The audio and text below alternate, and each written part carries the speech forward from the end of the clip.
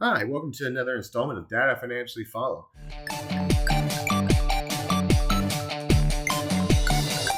This is for educational purposes.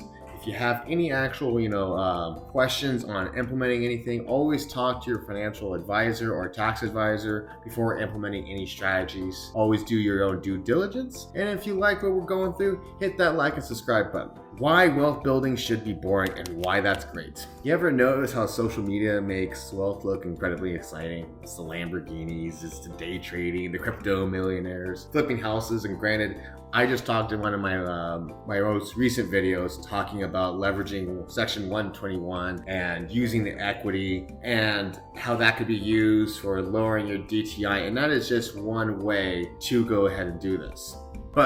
And that's great because it gets views and people start believing how wealth actually looks like. There's a time and place for every strategy, and I'm a strong believer in that.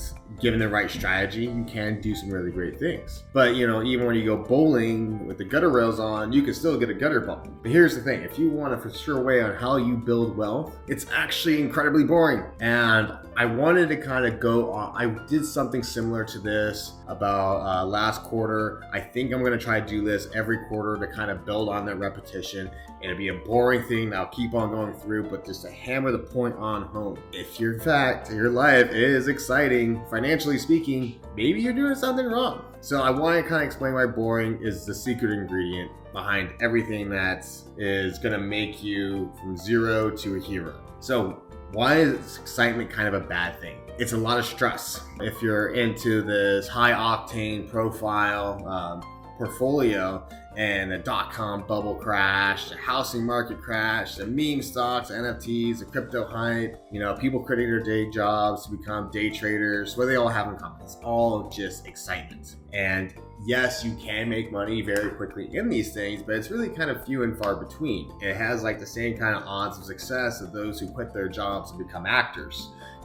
Doesn't mean you can't be a successful actor. It's just not everyone's going to get there. Your financial radar starts to flash. Excitement creates urgency. Urgency creates bad decisions. Bad decisions destroy wealth. Meanwhile, here's some things that, the millionaires are quietly doing. They're investing into stuff that's stable, that's predictable. The best people in the industry that you should be looking out for. It's not like, oh, how are you beating S&P 500? That's pretty easy. It's how well you can beat it safely without taking any more risk than the S&P is doing. That's a good mark of a trader. Or, paying off his mortgage and increasing his 401k amount. Ignoring the financial, buzz out there and just keeps doing what is working. He's eating dinner with his family, not eating out in fancy meals. It's not viral content, but it's incredibly effective. And it's built by repetition. Once you start to build into that repetition becomes behavior. And so instead of trying to find every next stock, a hot stock, it's basically, I'm going to sit here, boo and chill. I just got my VTI, this is my strategy. And really, when it comes down to picking a portfolio, you can be really successful, with just, 5 solid ETFs and just kind of round it out and just call it a day.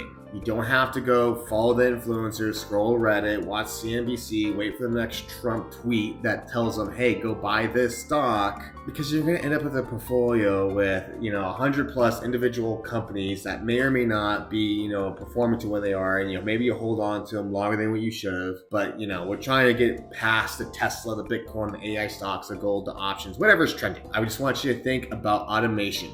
Automation's the key here. If I don't have to think about that money going into it, I can't spend it either. So it's not like I'm trying to think at the end of the year, I haven't maxed out my 401k because I said, hey, at the beginning of each month, every pay stub is going to have a certain portion go to that 401k. My Roth IRA, I'm going to automate every funding each month to go into it. That way it maxes out. My brokerage account, just automate it right there, beginning month. I can't spend the money if it's already being put to work. Same thing for the emergency fund. And that should be the first place you start too. Because, you don't want to start thinking about what you're going to do when the levees break when they're breaking. So don't think about it. Don't watch the markets. Don't panic. Just slow and steady. Get the repetition. Automate your finances. It's not because, that one person who's automating get the finances smarter. It's just, we have a strategy, you have a plan, just go execute it. Shouldn't try to be so actively involved in trying to say, how to go do these things. You're overthinking it. Take a step back, remove yourself from the equation, automate it so that way your portfolio is working for you instead of you working against it. So automation beats the motivation every single time. Don't be a day trader. Think about what solid 5, ETFs that you're gonna put in a portfolio and just call it a day. These things build systems. Systems is what you're gonna have. It's just nice and simple and easy. Automate, automate, automate. From savings to investing, bills, retirements, charitable giving, everything. The more you're able to do it, the less I have to think about it. My things are on bill pay. I don't have to worry about that bill. As long as I make sure I'm staying within my budget. My budget was going to keep me on track. If I say, hey, I'm just going to have, $5,000 for my extracurriculars over here for my credit card, and as long as I don't over that, I know my automations on my savings are going to work out because I know I'm going to keep my bills over here at this amount, and I know if I keep my credit card at $5,000, it's all going to work out because everything is going to be already segregated into its bucket. There's no emotional background behind it. Markets get us emotional. News gets us emotional. Money should never be emotional. It's kind of like brushing your teeth, right? You just wake up, you just go ahead and you do it. No debating whether or not you should or you shouldn't. You just go do it, right? No debating, just go ahead and go do it. That's how investing should be. Boring, routine, automatic, no emotion. And that compounding over time is going to build your wealth. So yes, it starts off slow in the beginning. Try to get to that first $100,000. That's a big milestone. But once you get to that first 100,000, then you're going to start building to the next 200,000. And that next 200,000 is going to be 400,000. Before you know it, you're going to get to $1 million. It does, like the first 10 years, it's a grind. But once you start getting past that, the power of compounding interest really kicks in. And it's because you've done the hard work. You've just automated everything. You've kind of, put your nose down to the grindstone. People might think you've inherited the money. It wasn't magic. It was just you just keeping to the routine. Keep to the systems. Wealth building should be boring. I want you to ignore the noise. Someone that's going to buy that $90,000 luxury SUV, ignore the noise. Max out your Roth IRA.